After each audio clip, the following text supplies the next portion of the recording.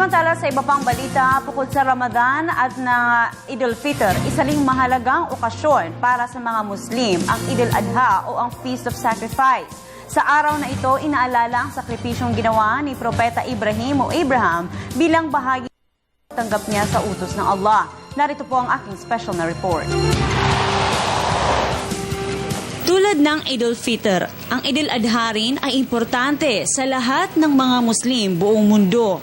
Ito ay kalawang napakalaking magaganap na pagtitipon-tipon ng mga Muslim upang manampalataya, magsaya at ibahagi sa buong mundo ang kapayapaan.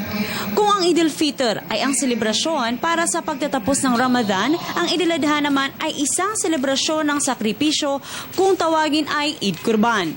Pinapahalagahan sa araw na ito ang pag-alala kay Propeta Ibrahim o Abraham sa pagtanggap niya ng utos ng Allah, ang Diyos na siyang tagapaglikha, na isakripisyo niya ang kanyang panganay na anak na lalaki na si Ismail na mawala ng buhay sa pamamagitan ng pagpugot ng kanyang ulo.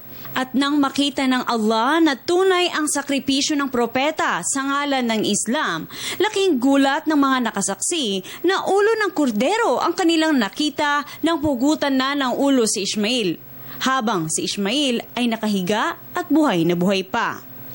Dahil dito, kasama na sa pananampalataya ng mga Muslim magsagawa ng kurban o magsakripisyo ng hayop, tulad na lamang ng tupa, kambing, baka o camel.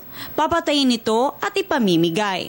1/3 dito ay mapupunta sa mga kaibigan at mga kapitbahay, habang 1/3 o mas marami pa ay ibibigay naman bilang donasyon sa mga lubos na nangangailangan. Kung hindi naman kaya ng isang Muslim na makabili ng tupa o ng kambing, ayon sa mga Muslim scholars, pwedeng paghati-hatian ng 7 Muslims ang pagbili ng isang baka.